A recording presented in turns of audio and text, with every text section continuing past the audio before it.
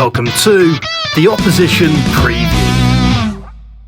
So, hello everyone and welcome back to the Bleed Norwich YouTube channel. It's Friday evening, which means tomorrow Norwich City are back in action, which is only a bad thing these days. But we've got Leicester tomorrow, Leicester City, just down from the Premier League. And we've got Jack from the Final Whistle with us to preview all about Leicester. Jack, how are you today, mate?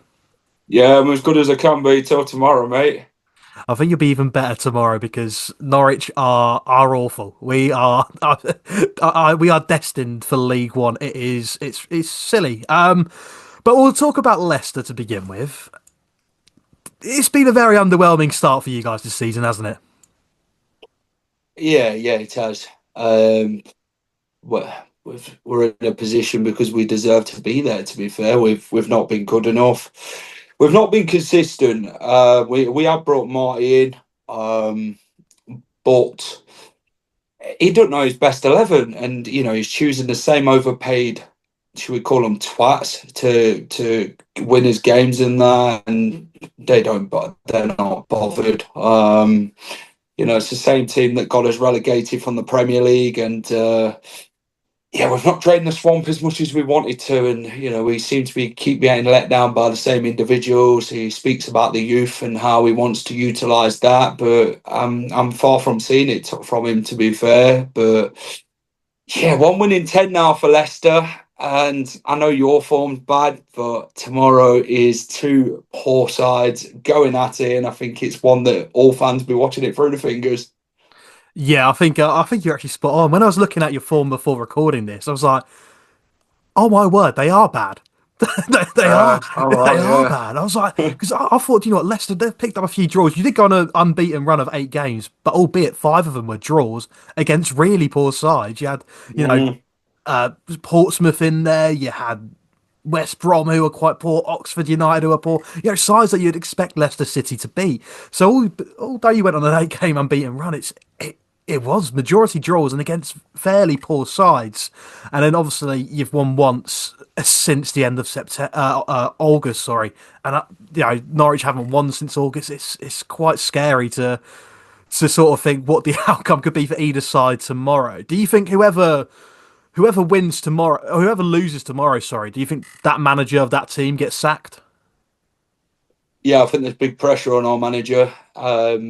What we played now, 14 games. Football these days is about results. It's about getting the points on the board, and if you're not doing that, then you lose your job. Liam Manning, there's big discussions about him and the board at Norwich, but then it's the same at Leicester. We do both teams don't like the director of football, both sets of fans, and they're both fans are quite sort of chatty on the managers. So yeah, I think it's big pressure for both managers tomorrow, and I think whoever loses the game could very much be in trouble. Yeah, it does seem like that. It's like the El Sacico or whatever it's Well, called El these days. Crapico is what I'd call it. Yeah. Yeah, I mean, it sums it up pretty well, doesn't it? It's been, yeah, very underwhelming for both sides. I mean, we look back at the start of the season. What was the expectation for Leicester? Because obviously you didn't sort of spend as much in the transfer window compared to the likes of Southampton and Ipswich. There was rumours of some level of point deduction. I don't know if is that still going ahead? Mhm. Um, it, Yeah, we're expected to win more from it next year, going Next into year. the second half of the season. So yeah, a lot of teams are rubbing their hands with that one to see how many points Leicester are actually going to get. So Because obviously, with that in mind, what was the expectation going into this season? Was it top six or was it to win the league straight away? uh, I'd say it was to rebuild really. Getting fresh players in, getting rid of the players that are on big money and that we're paying huge wages to, and sort of bring through Jeremy Mongers, Ben Nelsons, and players like that, and really bringing a manager who can bring new, fresh ideas to the team, someone who can really help us in the championship with the experience that Marty's got. But it's not worked out the way we thought. Um, I think you look at Leicester squad overall compared to the majority of the squads that are in the league, then you'd say top six would be where you'd finish taking into consideration the points deduction. But yeah, we're far from playoff bloody contenders at the minute, mate. We're well far off. And then when this points deduction comes, it could be very much significant again for we could even finish even lower. Yeah, I mean, playoffs was always also the sort of target for Norwich as Yeah. well, and to see us where we are after 14 games into the season, a real good chunk of the season being played, it's frightening. It's frightening, and it's sort of becoming that ever more realistic that we could well be playing the likes of Doncaster Rovers in the league Oh next God. season. So it's become it is a scary thought. But I just want to touch on Marty Cifuentes because he is one that he intrigues me. He done fairly decent with QPR last season. He Yeah. got them playing some decent football. Didn't I wouldn't say he set the world alight, but he got the Leicester job, and I mean it was slightly underwhelming with the names that were out there that Leicester could have got. Mm. What are your thoughts on Marty Cifuentes? When we brought him in, he paid to come here, so he were desperate to do well. But it feels with Marty, it's not a rebuild season for him; it's a firefighter season where he's had to come and save us. Um, I like the way he speaks. He speaks very well, but I just think he sometimes comes across as a manager who speaks well but no substance to follow. Actions speak louder than words, and he's not giving that sense. He doesn't know his best 11. He keeps swapping and changing. We've not had a consistent team under him at all. Um, he's had to really come in and change the mentality and the way we need to be playing. And yeah, he's just not lived up to what we'd hoped. Um, some fans are Marty out now, and some are obviously sitting on the fence. Some say, it is more than the manager, and it is.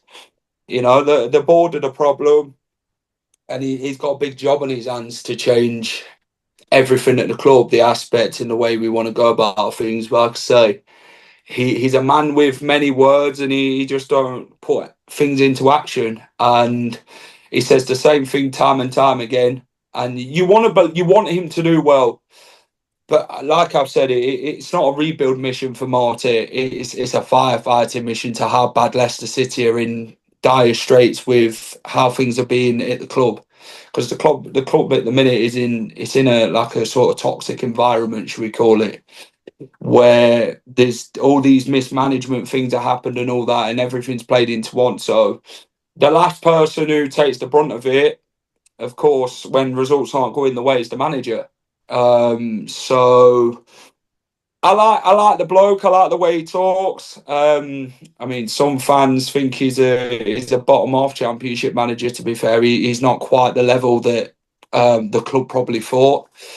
And the thing is, we don't want to turn into Watford, where you're changing managers and keep swapping and changing after 6 months or 3 months or whenever it is, because that's not good. You need consistency. I don't think he knows his team. He keeps swapping and changing formations and that as well. But the youth, I want him to do a lot more with, and he just doesn't seem to be doing that. But he seems to struggle very much. You look at our results: Blackburn at home, we've lost; Holloway, we've lost. Games that we need to be getting points out of, we're not, and we're not having shots on target at all. But the manager can only do so much. It's down to the players when they go on the pitch to go and do it. And this is it. He says he gets angry, but nothing seems to be changing. So I just physically think he's under big pressure. I do. And if we don't win tomorrow's game, it could very mean that it's curtains for him and we swap again. But like I say, we can't. We don't want to turn into Watford, having to keep sacking managers just because things at the top are not what they seem to be. Yeah, I think you're spot on there. I think we're both in very similar situations in football terms. Yeah, Obviously, we've got a head coach who, again, I can argue that he does talk very well, and that yeah. again, there's no substance to his words. The performances aren't there. He's a likable bloke, but just awful style of football. And yeah, chopping and changing formations is something that Manning does in game as well, and just never seems to work. But we'll talk about sort of your players. Obviously, I think the main sort of the key sort of attacking threat you've got is Fatawu. I think he's one on everyone's lips. He's a he's a very good attacking talent. But even defensively, I think you've got a very good goalkeeper in Jakub Stolarczyk. Yannick Vestergaard as a centre half, I think he's still very good at this level, especially. So you've got good quality players there. Just talk us through like how important is it just to have that extra bit of quality that you know that can perform at the highest level in this division. You need that quality to shine through. And the thing is with our squad, it's individuals. It's not a team. They don't play like a team. They don't. It's like they don't play for each other. They say they'll work hard for each other, but that's just PR. It's bollocks in my opinion. Abdul, love him to bits. Think he's a fantastic player. He hasn't been great in the last few games. He's been very much hot and cold, but I think we rely too much on him. Vestergaard, he's not great back to goal. He can play a good ball. He's got a good 40-yard pass on him. When he's more of I'd say a forward thinking centre half. We ship quite a few goals which are our own doing defensively. We've got Fass. I don't think he wants to be at the club, but he's still here and he's still, I think we've got a lot of players who are on high wages. They turn up when they feel like they want to turn up. They don't give 100% in games. They casually stroll around and think the championship was going to be a walk in the park. It's that mentality. The mentality stinks in the squad. I'd say that some of the squad with some of the players we have got is rotten to the core because they don't care.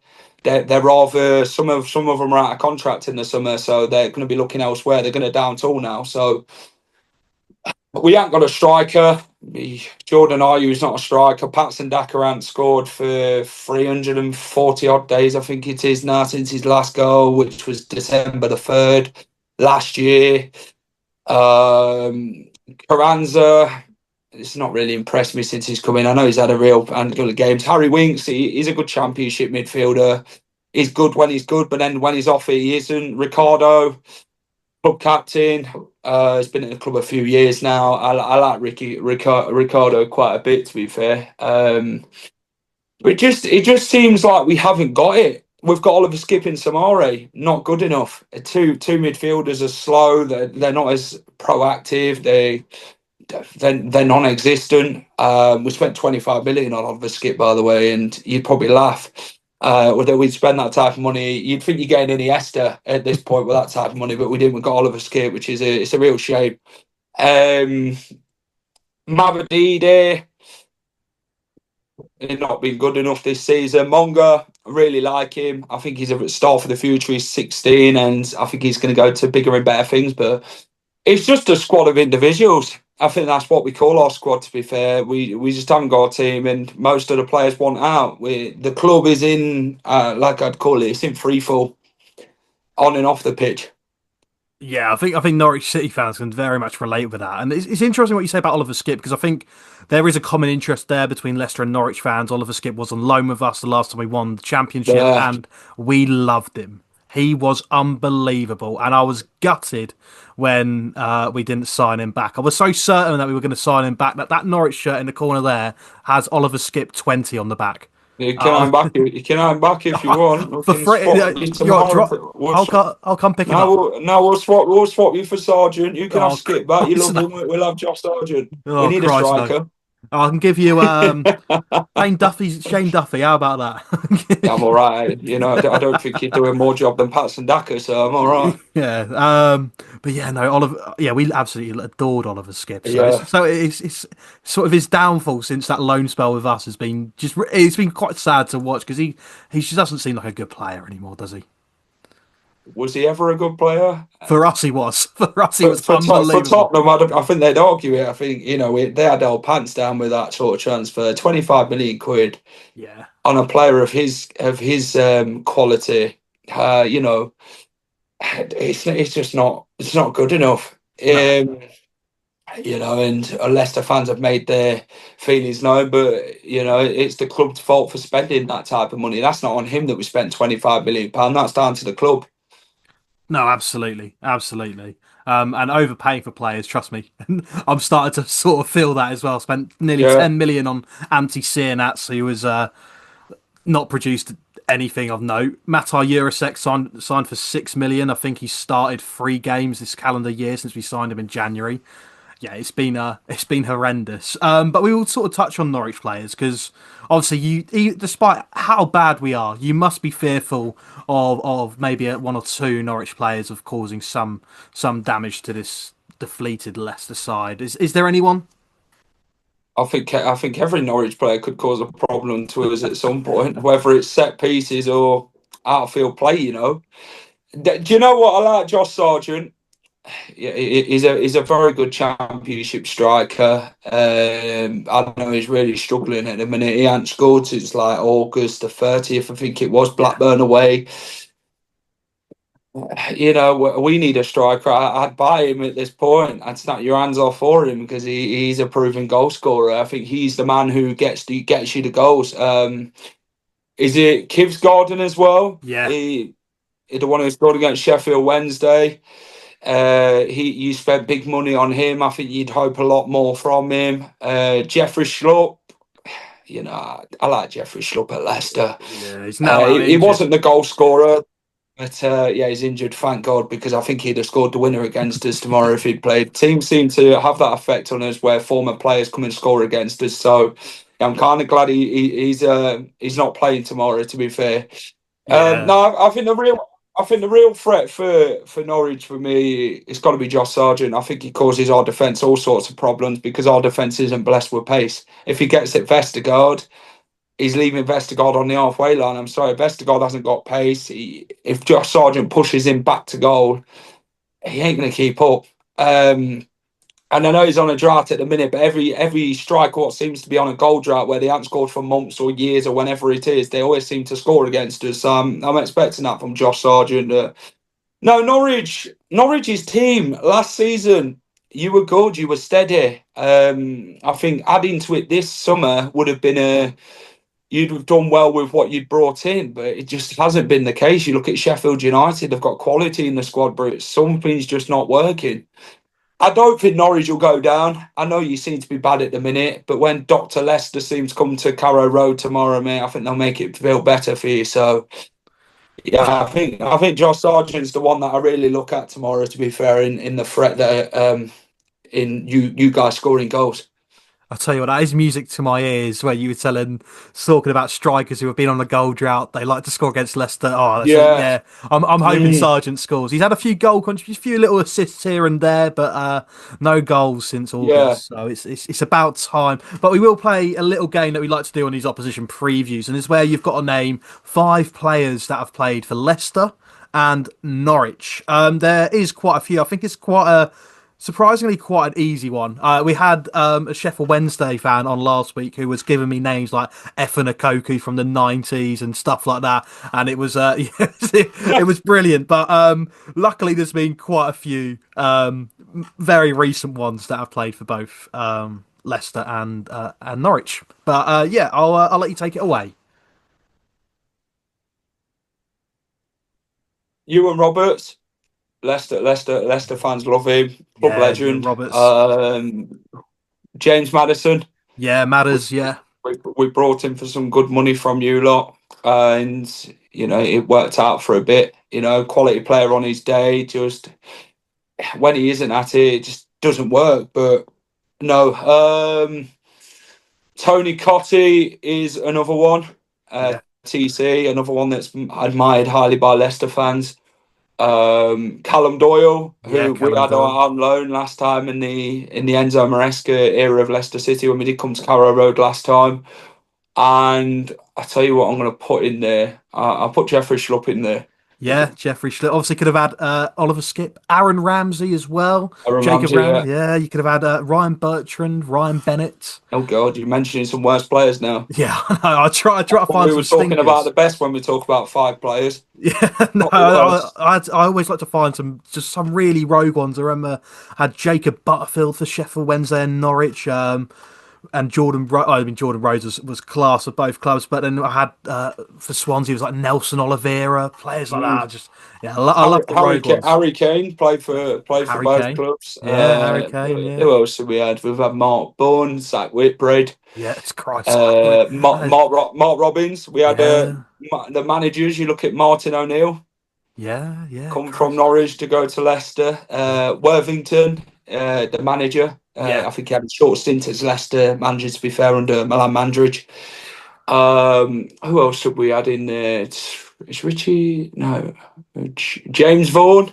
James Vaughan, yeah, James And Vaughan was a Dion Dublin, Dion. Yeah, see, Darren Eady. the list is endless. This is I think it well, was like 34 when I looked at it yeah. overall. Yeah. Um, It's a big number. Some clubs is a lot difficult. Like when I look at like Norwich and Oxford players, it's a tough one. But like us us two clubs, we've always been either in the Championship together or in the Premier League together from time to yeah, time. And there's always sort of been that interchange of players at some point.